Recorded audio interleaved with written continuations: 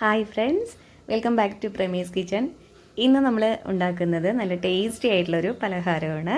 ഒരു കപ്പ് റവയുണ്ടെങ്കിൽ ഒരു പ്ലേറ്റ് നിറയെ നമുക്ക് പലഹാരം ഉണ്ടാക്കിയെടുക്കാം. നല്ല ടേസ്റ്റി ആയിട്ടുള്ള പലഹാരമാണ്. വളരെ ഈസി ആയിട്ട് ഉണ്ടാക്കാവുന്നതേ ഉള്ളൂ. മാത്രമല്ല ഒരുപാട് സാധനങ്ങളുടെ ആവശ്യമൊന്നുമില്ല. ഒരു കപ്പ് റവയും പഞ്ചസാരയും ഉണ്ടെങ്കിൽ നല്ല ടേസ്റ്റി ആയിട്ടുള്ളൊരു പലഹാരം ഉണ്ടാക്കിയെടുക്കാം. എല്ലാവർക്കും ഇഷ്ടപ്പെടും.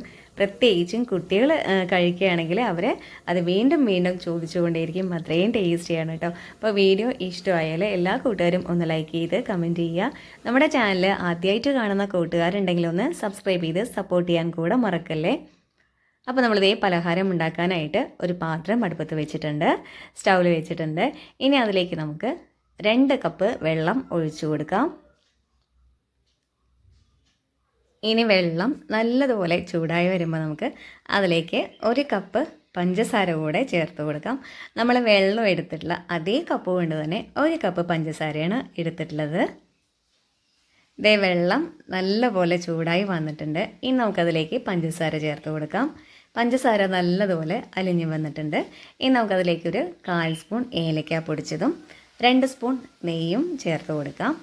നെയ്യ് 4-5 സ്പൂൺ വരെ ആവാം. നെയ്യ് കൂടുന്നതിനനുസരിച്ച് തന്നെ നമ്മൾ ഉണ്ടാക്കുന്ന പലഹാരത്തിന് നല്ലൊരു മണവും ടേസ്റ്റും കിട്ടും.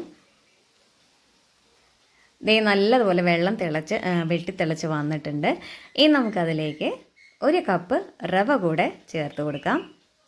നമ്മൾ പഞ്ചസാരയും വെള്ളവും എല്ലാം എടുത്തിട്ടുള്ള അതേ കപ്പ് കൊണ്ട് തന്നെ 1 കപ്പ് റവയാണ് എടുത്തിട്ടുള്ളത്. ഇനി അത് നമുക്ക് വെള്ളത്തിലേക്ക് ഇട്ട് കൊടുക്കാം. ഇനി നല്ലതുപോലെ നമുക്കൊന്ന് ഇളക്കി കൊടുക്കാം.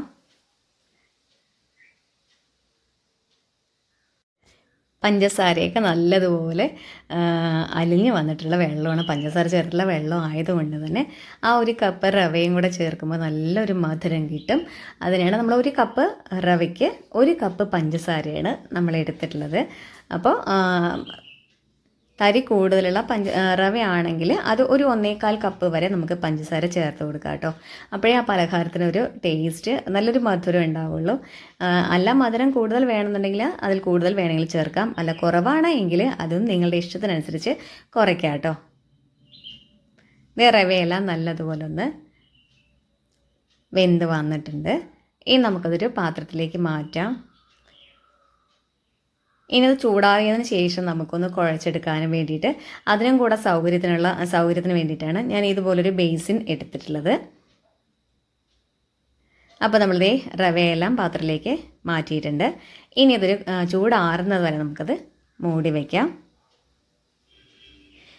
റവയുടെ ചൂടെല്ലാം മാറി വന്നിട്ടുണ്ട്. ഇനി നമുക്കത് നല്ലതുപോലെ ഒന്ന് കുഴച്ചെടുക്കണം. എത്രത്തോളം നമുക്ക് സോഫ്റ്റായിട്ട് കുഴച്ചെടുക്കാൻ പറ്റുന്നുവോ അത്രത്തോളം സോഫ്റ്റായിട്ട് നല്ലതുപോലെ ഒന്ന് കുഴച്ചെടുക്കുക.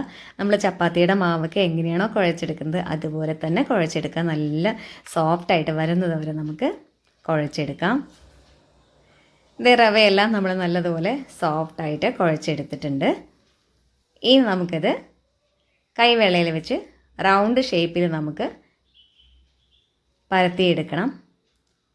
ഇതുപോലെ കൈവെള്ളയിൽ ഒട്ടാതിരിക്കാൻ വേണ്ടിയിട്ട് നെയ്യോ അല്ലെങ്കിൽ ഓയിലോ കയ്യിൽ തേച്ച് കൊടുക്കാം. ഇതുപോലെ ഷേപ്പിൽ നമുക്ക് കൈകൊണ്ട് ചെയ്യുന്ന സമയത്ത് കിട്ടുന്നില്ല എന്നുണ്ടെങ്കിൽ ഒരു ബട്ടർ പേപ്പറിൽ നമ്മൾ ചപ്പാത്തിയുടെ മാവൊക്കെ പരത്തുന്ന പോലെ റൗണ്ടിൽ പരത്തിയിട്ട് ഏതെങ്കിലും ഒരു മൂടി കൊണ്ട് നമുക്കിത് ഇതുപോലെ ഷേപ്പിൽ നമുക്ക് കട്ട് ചെയ്തെടുത്താലും കുഴപ്പമില്ല. അപ്പോൾ നമ്മളിതേ റവയെല്ലാം ഷേപ്പിൽ നമ്മൾ പരത്തിയെടുത്തിട്ടുണ്ട്.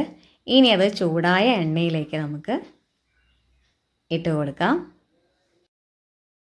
ഇട്ട് കൊടുത്തതിന് ശേഷം 1 മിനിറ്റ് കഴിഞ്ഞിട്ട് ഇത് മറിച്ചിട്ട് കൊടുക്കാം. ഒരുപാട് അങ്ങോട്ട് ഡാർക്ക് ബ്രൗൺ കളർ ആവുന്നത് വരെ നമുക്കിത് എണ്ണയിലിട്ടിട്ട് ഫ്രൈ ചെയ്തെടുക്കേണ്ട. ഒരു ലൈറ്റ് ബ്രൗൺ കളർ ആവുന്നവരെ നമുക്ക് ഫ്രൈ ചെയ്തെടുത്താൽ മതി.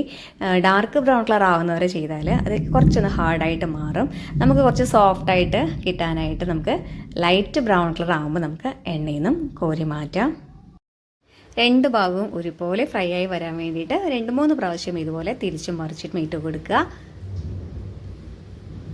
അപ്പോൾ അതേ നമ്മുടെ നല്ല സൂപ്പർ ടേസ്റ്റ് ആയിട്ടുള്ള പലഹാരം റെഡി ആയിട്ടുണ്ട്. അപ്പോൾ എല്ലാവരും ഇതൊന്ന് ട്രൈ ചെയ്ത് നോക്കുക. എല്ലാവർക്കും ഇഷ്ടപ്പെടും. കുട്ടികൾക്ക് മാത്രമല്ല മുതിർന്നവർക്കും എല്ലാവർക്കും ഇഷ്ടപ്പെടും കേട്ടോ. മധുരം ഇഷ്ടപ്പെടുന്നവർക്കും അല്ലാത്തവർക്കും ഒക്കെ ഒരുപോലെ ഇഷ്ടപ്പെടുന്നൊരു നല്ലൊരു പലഹാരമാണ്. ഒരു കപ്പ് റവയും പഞ്ചസാരയും ഉണ്ടെങ്കിൽ നമുക്ക് ദേ ഇതുപോലെ ഒരു പ്ലേറ്റ് നിറയെ നമുക്ക് പലഹാരം ഉണ്ടാക്കിയെടുക്കാം. അത് നല്ല ടേസ്റ്റി ആയിട്ടുള്ള പലഹാരം. അപ്പോൾ വീഡിയോ എല്ലാ കൂട്ടുകാർക്കും ഇഷ്ടമായിട്ടാവുമെന്ന് വിചാരിക്കുന്നു. വീഡിയോ ഇഷ്ടമായാൽ എല്ലാ കൂട്ടുകാരും ഒന്ന് ലൈക്ക് ചെയ്ത് കമൻറ്റ് ചെയ്ത് ഷെയർ ചെയ്യുക.